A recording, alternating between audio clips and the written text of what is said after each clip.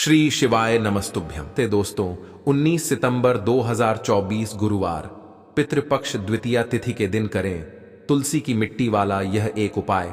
भगवान श्री हरि विष्णु और माता लक्ष्मी जी के आशीर्वाद से जीवन के हर कष्टों से तुरंत मिल जाएगी।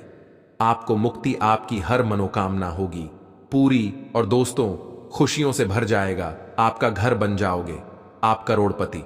क्योंकि दोस्तों इस बार गुरुवार पितृपक्ष द्वितीया तिथि पर बहुत सारे शुभ योगों का निर्माण हो रहा है, जो कि कई वर्षों बाद आया है।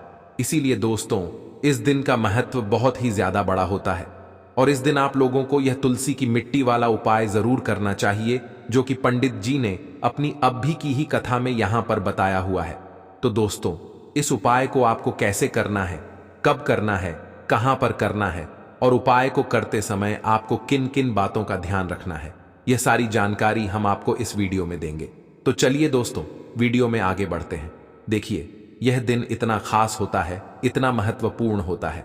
देखा गया है कभी कभी बड़े बड़े पूजा पाठ अनुष्ठान से जो मनोकामना पूर्ण नहीं होती है, वह 19 सितंबर 2024 गुरुवार पितृपक्ष द्वितीया तिथि के दिन एक छोटे से उपाय करने से ही आपकी सभी मनोकामना पूर्ण हो जाती है। और बहुत सारे लोगों ने इस उपाय को किया भी है और उनको इस उपाय को करने का फल भी जरूर मिला है।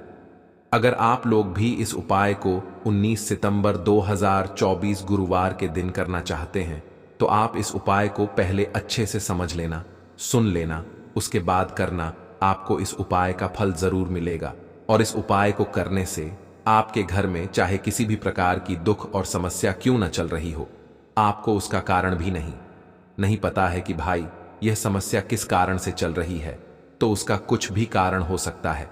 जैसे पितृदोष हो सकता है, शनि दोष हो सकता है, या किसी भी तरह का मंगल दोष भी हो सकता है। और भी बहुत तरह के दोष होते हैं, कुछ भी हो सकता है। पर आपको इस उपाय को करने के लिए अपने दोष को पता लगाने की भी जरूरत नहीं है। 19 सितंबर 2024 गुरुवार पितृपक्ष द्वितीया तिथि के दिन इस तुलसी की मिट्टी वाला उपाय को आप लोगों को कर लेना है। दोस्तों अब हम समझते हैं इस वाले उपाय को हमें करना के समय है। तो सबसे पहली बात दोस्तों, हम समझते हैं कि यह तुलसी की मिट्टी वाला उपाय करना किसको है।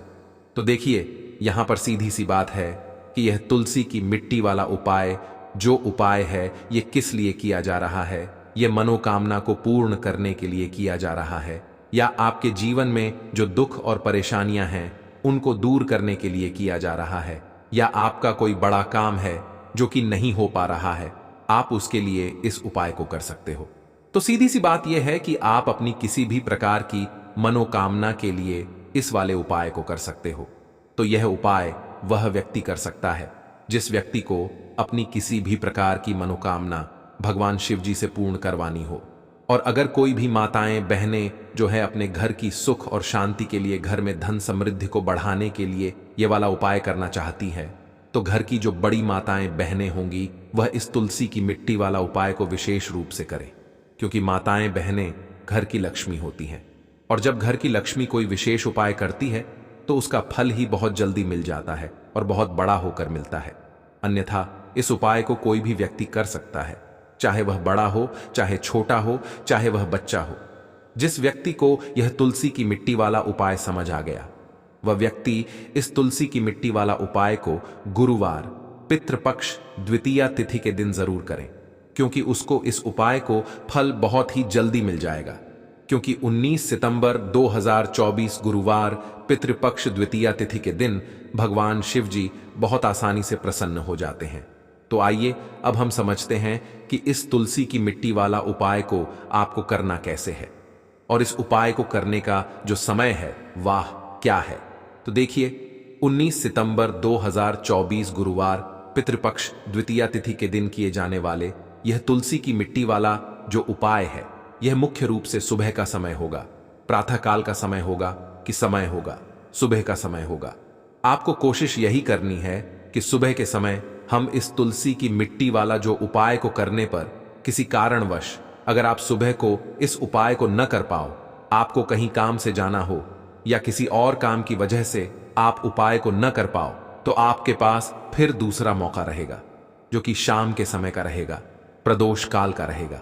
अब भाई प्रदोष काल का समय भी एक बहुत ही लोगों के मन में प्रश्न बन जाता है कि भाई यह समय होता कब है, कितने बजे से लेकर कितने बजे यह समय होता है, ताकि हमें उपाय के लिए जो हैक करने का समय पता लग जाए तो हम आपको बता दें।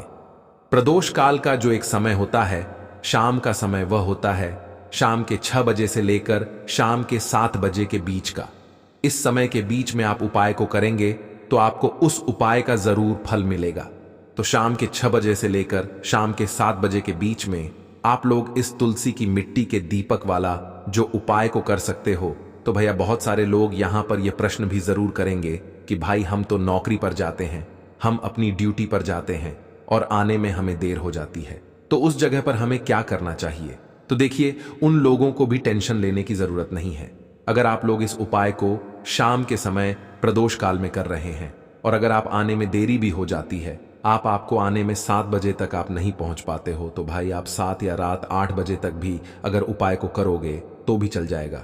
और अगर इससे भी थोड़ा देर हो जाती तो भी आप उपाय को कर सकते हो, क्योंकि 19 सितंबर 2024 गुरुवार का दिन है।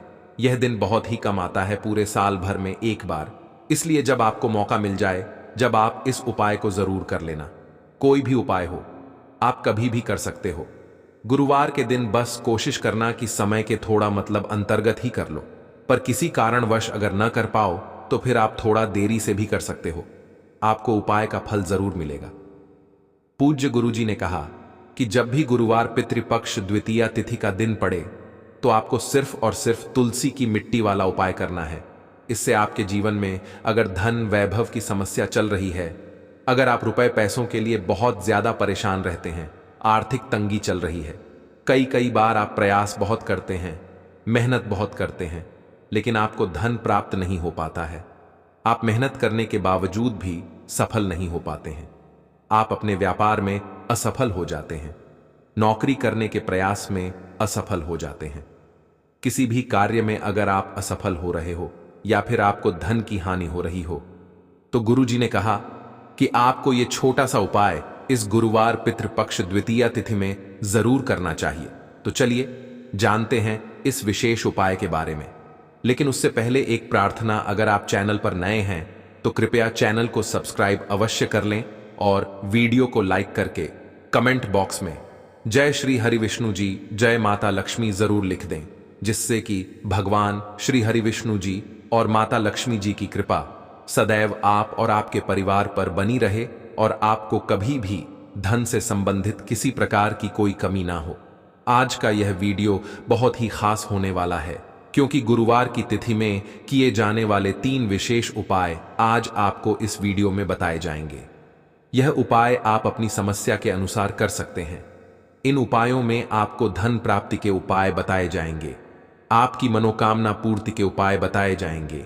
जीवन में किसी भी प्रकार के संकट चल रहे हैं, समस्याएं चल रही हैं, तो उनको दूर करने के उपाय बताए जाएंगे। चलिए जानते हैं पूज्य गुरुजी द्वारा बताए गए सबसे पहले और सबसे खास उपाय के बारे में। इस उपाय के लिए आपको सबसे पहले जरूरत पड़ेगी एक चुटकी तुलसी की मिट्टी की और थोड़ी सी पिसी हुई हल्दी, और आपको 19 सितंबर 2024 गुरुवार के दिन तुलसी की मिट्टी का उपाय कर लेना। देखते ही देखते करोड़पति बन जाओगे, क्योंकि आज की वीडियो बहुत ही खास है, विशेषकर उन लोगों के लिए जो अपने जीवन में जल्दी से जल्दी धनवान और महाधमनी बनना चाहते हैं, जिनको जल्दी से जल्दी धन चाहिए। यह वीडियो उन लोगों के लिए है, क्योंकि देखिए, तुलसी का पौधा होता है, यह कोई साधारण पौधा नहीं होता है, माता लक्ष्मी का स्वरूप होता है तुलसी का पौधा। और मां लक्ष्मी की कृपा अगर आपको प्राप्त करनी है, आपको चाहिए कि आपके घर पर मां लक्ष्मी की कृपा हमेशा बनी रहे। तो मां लक्ष्मी को अगर प्रसन्न करना है तो आपको सबसे पहले श्री हरि विष्णु को प्रसन्न करना होगा। और श्री हरि विष्णु जहां होते हैं वहां धन की देवी माता लक्ष्मी वास करती है और श्री हरि विष्णु प्रसन्न होते हैं। जब आप तुलसी के उपाय करते हैं, जिस घर में तुलसी का पौधा होता है वहां का वातावरण सकारात्मक होता है, वहां पर पॉजिटिव एनर्जी होती है, वहां पर कभी भी धन की कमी नहीं होती है, सुख समृद्धि की कमी नहीं होती है। अब बहुत सारे लोग गलती क्या करते हैं कि तुलसी के पौधे को लाकर गलत दिशा में लगा लेते हैं, साथ ही साथ आप सभी जानते हैं कि यह मौसम ऐसा चल रहा है कि बहुत बार तुलसी का पौधा सूख जाता है। तो अगर आपके घर में भी अगर कोई भी एक ऐसा तुलसी का पौधा है जो सूख गया है, तो तुलसी के पौधे की सूखी लकड़ी का ऐसा उपाय आपको बताएंगे जो रातों रात आपके भाग्य को चमकाने का करेगा और आपको महाधमनी बनाने का काम भी करेगा। क्योंकि तुलसी के पौधे की सूखी लकड़ी ऐसा समझिए कि आपके जीवन में इस तरह से धन को लेकर आएगी जिसके बाद आपने कभी कल्पना भी नहीं की होगी कि कभी आप इतना धनी भी बन जाएंगे। तो चलिए बात कर लेते हैं कौन सा उपाय है, कैसे आपको करना है और किस समय आपको यह उपाय करना है। तो देखिए, उपाय को करने के लिए आपको तुलसी की सूखी लकड़ी लेनी है। कितनी? 7 तुलसी की सूखी लकड़ी लेनी है। आप चाहे तो तुलसी की जो एक लकड़ी होती है उसे 7 भागों में आप तोड़ लें। छोटा छोटा है ना, बहुत छोटी छोटी सी लकड़ियां आपको तुलसी की लेनी है। अब आपको क्या करना है, यहां पर लेना है आपको सूट या फिर सफेद धागा। सफेद कलर का धागा आप ले लें। ये जो सूट आता है जिसे हम मौली धागा कलावा बोलते हैं, वो आपको लेना है। अब आपको क्या करना है कि अच्छे से इन 7 तुलसी की लकड़ी को सूट या फिर सफेद धागे से बांध देना है। गोल गोल करके उसको 7 लकड़ी को आपको बांध देना है। बांधने के बाद इन 7 लकड़ी को आपको अपने घर के मंदिर में श्री हरि विष्णु जी के सामने रख देना है। ठीक है ना? किस दिन? गुरुवार के दिन। अब एक देसी घी का दीपक आपको जलाना है। श्री हरि विष्णु के सामने दीपक जला देंगे। अब आपको यह मंत्र बोलना है। कौन सा मंत्र है? ओम नमो भगवते वासुदेवाय नमः। ओम नमो भगवते वासुदेवाय नमः मंत्र बोल लेंगे। इसके बाद आपको क्या करना है, थोड़ी सी हल्दी लेनी है। ठीक है ना? और उस हल्दी के अंदर थोड़ा सा जल मिलाकर उसका तिलक आपको तुलसी जी के पौधे पर जो लकड़ियां हैं ना, साथ उसके ऊपर लगाना है। श्री हरि विष्णु को भी तिलक लगाना है हल्दी का ही। अब आपको क्या करना है, उस दिन गुरुवार के दिन उन 7 लकड़ियों को अपने घर के मंदिर में ऐसे ही रखा रहने देंगे। अगले दिन शुक्रवार के दिन आपको 7 लकड़ियों को उठाना है और इसे अपनी तिजोरी में आपको रख देना है। कहां पर रखना है? जहां पर आप अपना धन रखते हैं, रुपया रखते हैं, पैसा रखते हैं। ठीक है ना?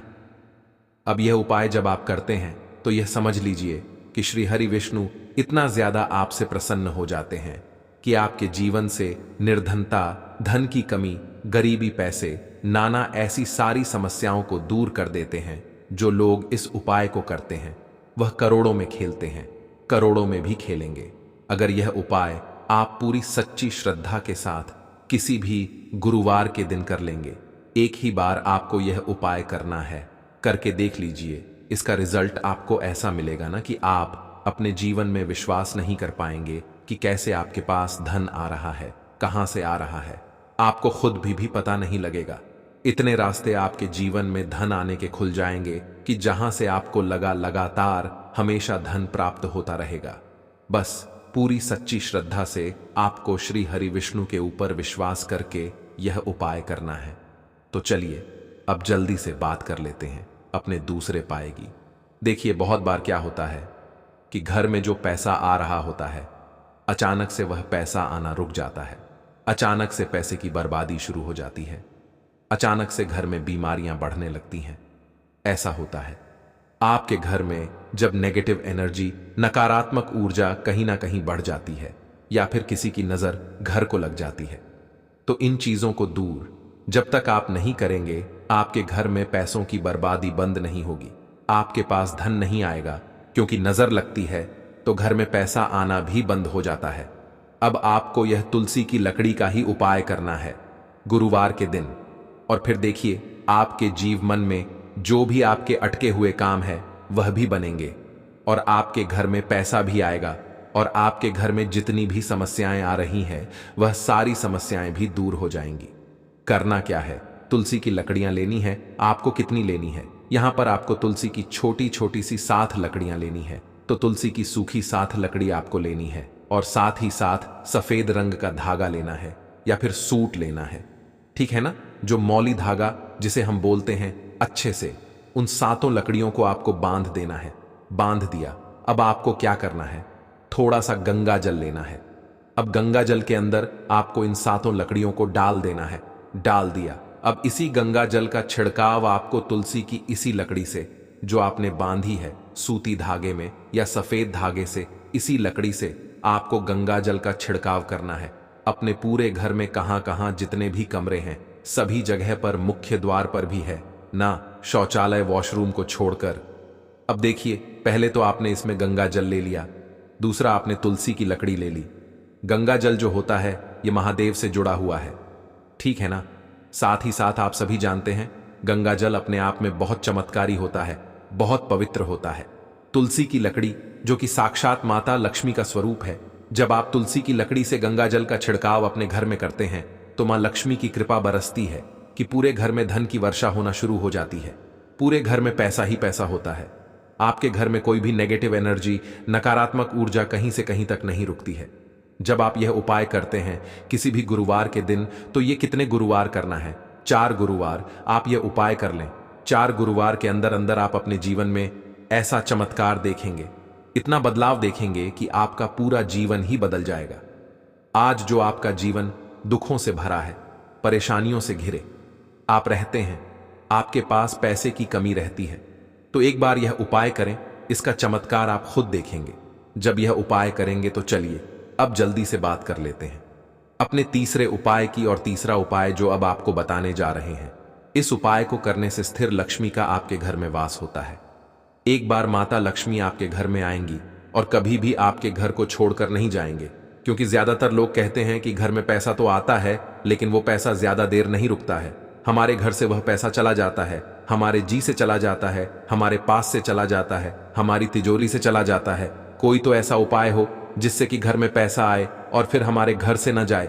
हमारा धन जो है वह प्रतिदिन बढ़े, हर महीने बढ़े, हर साल बढ़े, बढ़ता ही रहे, कभी भी उसमें कमी ना आए हैं ना। तो हम सब यही चाहते हैं कि धन निरंतर प्रतिदिन हमारा बढ़ता रहे और कभी भी हमारे जीवन में हमें निर्धनता और गरीबी का सामना ना करना पड़े।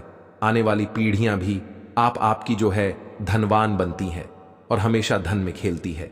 अगर यह तीसरा उपाय आप कर लेते हैं किसी भी गुरुवार के दिन, आपको इसे करना है और सिर्फ एक बार करना है, ठीक है ना। बस पूरी सच्ची श्रद्धा से करें और फिर इसका लाभ आप अपने जीवन में खुद देखेंगे। चमत्कार अपने जीवन में देखेंगे। आप देखेंगे कि आने वाला समय आपका बहुत ही उत्तम होगा। तो करना क्या है, आपको यहां पर तुलसी की जड़ लेनी है, ठीक है ना। सूखी तुलसी की जड़ लेनी है। ऐसा नहीं कि आप हरे पौधे के तुलसी की जड़ ले लें। बहुत सारे पौधे होते हैं, देखिए सूख जाते हैं, है ना, आपके घर के आसपास। आप देखेंगे यह मंदिर में कहीं कहीं से भी आप तुलसी की थोड़ी सी सूखी हुई ले लें। थोड़ी सी जड़ लेनी है, ऐसा नहीं है, बहुत सारी आपको लेनी है। इसके बाद आपको क्या करना है, इसे ने घर पर लाकर या अपने घर से ही अगर आपने ली है तो निकालकर, थोड़ी सी गमले में से निकालकर आपको इसे धो लेना है। धोने के बाद आपको क्या करना है, एक लाल रंग का या पीले रंग का या सफेद रंग का कोई भी छोटा सा कपड़ा लेना है और यह तुलसी की जो जड़ आप लाए हैं ये उसके अंदर आपको रख देनी है। रखने के बाद आपको 3 बार बोलना है श्री श्री श्री, ठीक है ना। कितनी बार बोलना है? 3 बार बोलना है। श्री हरि विष्णु का ध्यान करेंगे, मां लक्ष्मी का ध्यान करेंगे, इसकी छोटी सी पोटली बना लेंगे और यह पोटली अब आपको अपने घर के मुख्य द्वार पर अंदर की तरफ, जो प्रवेश द्वार जिसे बोलते हैं ना, अंदर की तरफ, इसे आपको टांग देना है। ऐसा करने से मां लक्ष्मी के साथ साथ भगवान विष्णु की असीम कृपा प्राप्त होती है। घर में सकारात्मक ऊर्जा इतनी बढ़ जाती है कि कभी भी आपके घर में धन की कमी नहीं होती है। सकारात्मक ऊर्जा इस तरह से बढ़ती है कि आपके घर में देवी देवताओं का वास होता है। तो यह एक ऐसा उपाय है जो आपने गुरुवार के दिन कर लिया तो आपकी किस्मत चमकने में समय नहीं लगेगा। तो पूरी सच्ची श्रद्धा के साथ आप एक बार यह उपाय करें और फिर अपने जीवन में आप खुद इसका ऐसा चमत्कार देखेंगे कि आपको विश्वास नहीं होगा कि आपके घर पर कैसे धन की वर्षा हो रही है। तो पूरी सच्ची श्रद्धा से करना है, बस इस चीज का आपको पूरा ध्यान रखना है।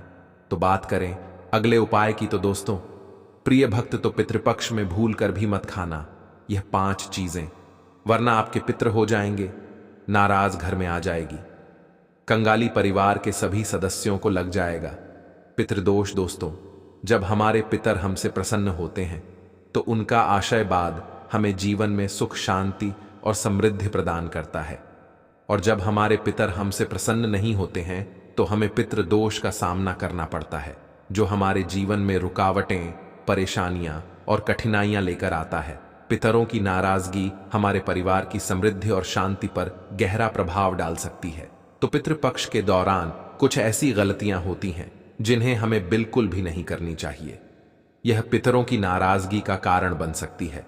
सही तरीके से श्राद्ध और तर्पण करना ही पितरों की प्रसन्नता और उनके आशीर्वाद का मार्ग है। और साथ ही साथ हम आपको यह भी बताएंगे कि पितृपक्ष के दौरान किन किन चीजों का सेवन नहीं करना चाहिए ताकि हमारे पितृ हमसे नाराज ना हो और उनका आशीर्वाद हमें मिलता रहे। तो इस वीडियो में आगे बढ़े उससे पहले हे भोलेनाथ, आपकी इस वीडियो को जो भी लाइक और चैनल को सब्सक्राइब करें उसके जीवन में कभी दुख दर्द मत आने देना, उसका घर हमेशा धन धान्य से भरे रखना। दोस्तों, भाद्रपद मास की पूर्णिमा से लेकर अश्विन मास की अमावस्या तक के दिनों को पितृपक्ष या श्राद्ध पक्ष कहा जाता है।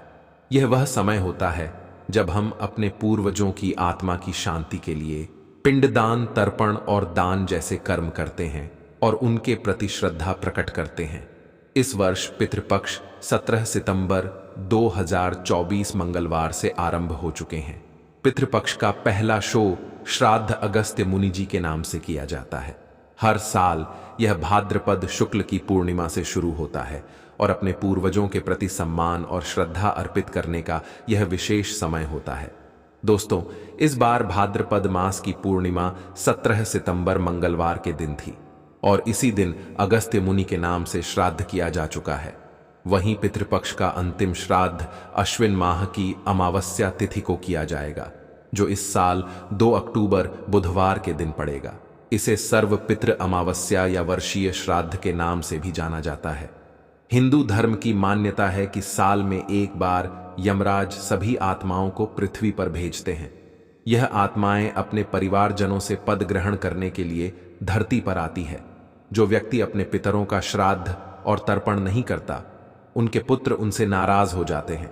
इसलिए पितृपक्ष के दौरान तर्पण और श्राद्ध करना अत्यंत महत्वपूर्ण माना गया है, ताकि पितरों की आत्मा को शांति ही और संतोष प्राप्त हो सके।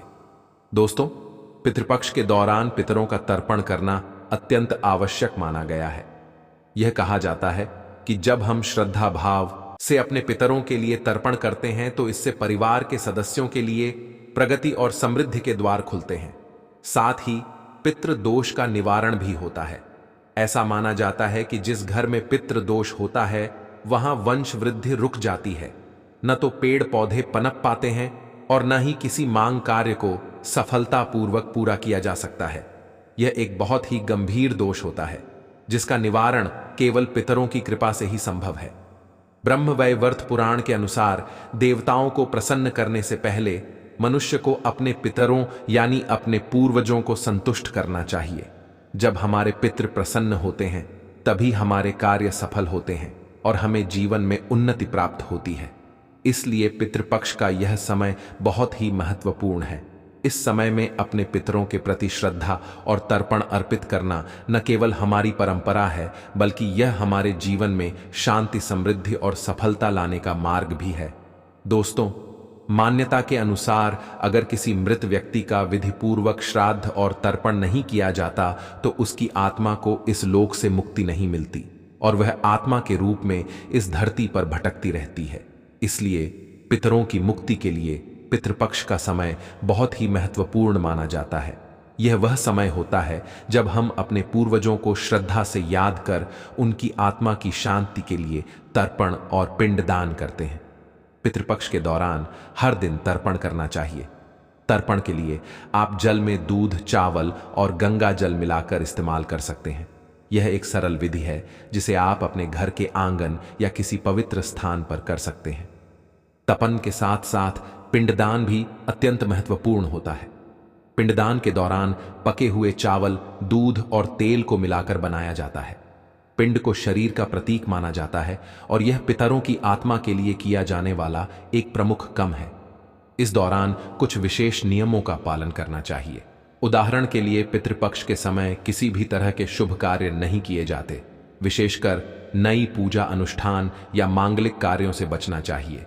हालांकि देवताओं की नित्य पूजा या कोई व्रत संकल्प पहले से किया हुआ हो तो उसे जारी रखा जा सकता है।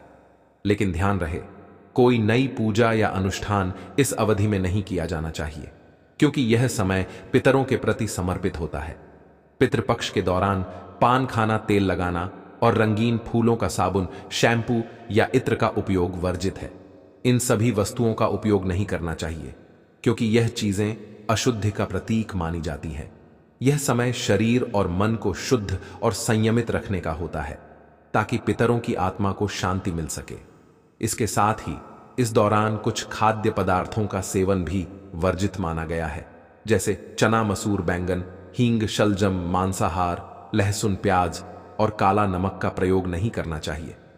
पितृपक्ष के दौरान सात्विक भोजन का सेवन करना चाहिए, जिससे मन और वातावरण दोनों ही पवित्र बने रहे। इस समय घर में ऐसा भोजन बनाना चाहिए जो पवित्र और पौष्टिक हो, क्योंकि यह वातावरण को शुद्ध बनाए रखता है और श्राद्ध के लिए आदर्श माना जाता है।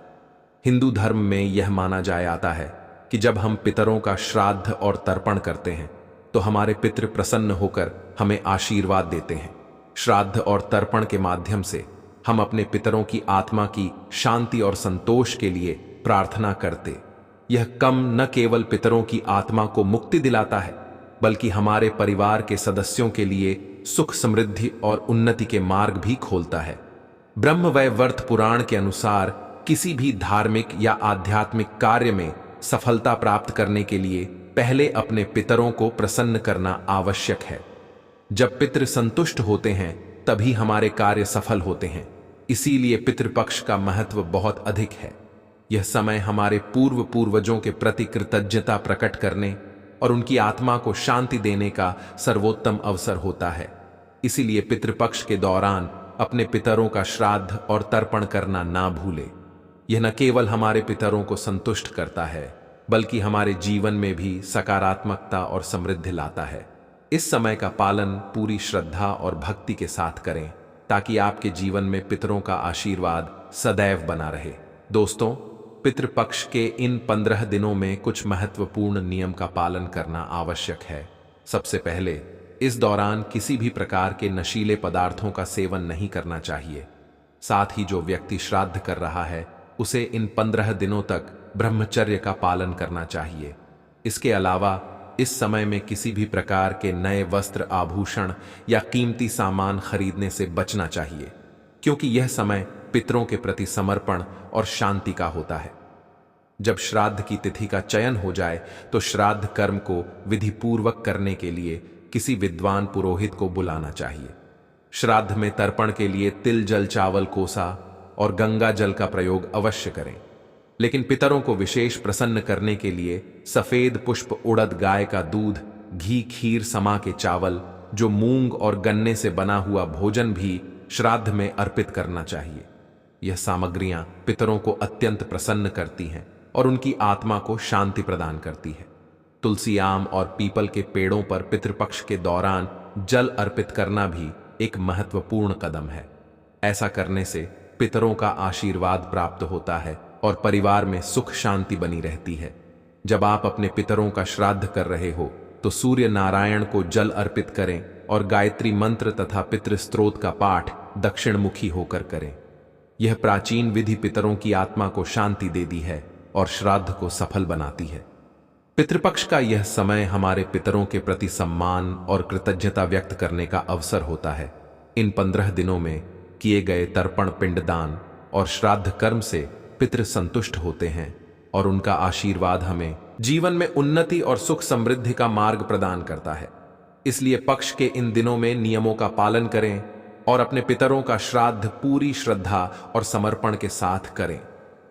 पी की प्रसन्नता और आशीर्वाद से आपके जीवन में हमेशा शांति, समृद्धि और सफलता बनी रहेगी।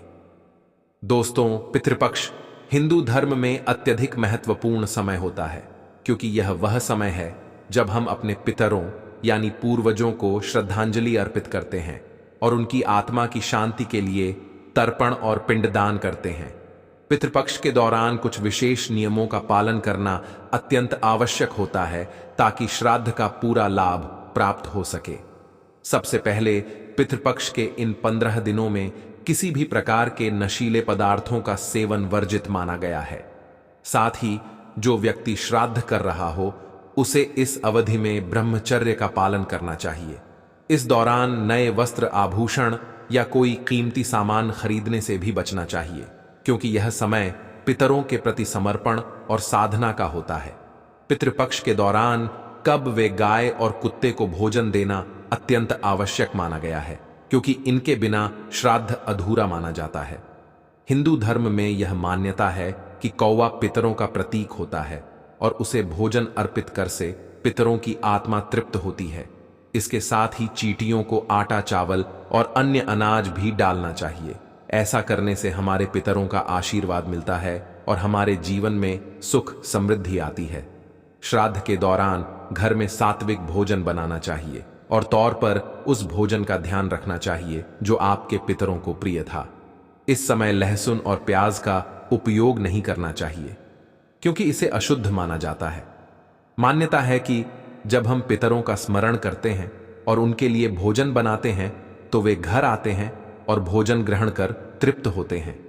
तर्पण और पिंड दान के बाद पुरोहित और ब्राह्मणों को भोजन कराना अत्यंत आवश्यक है।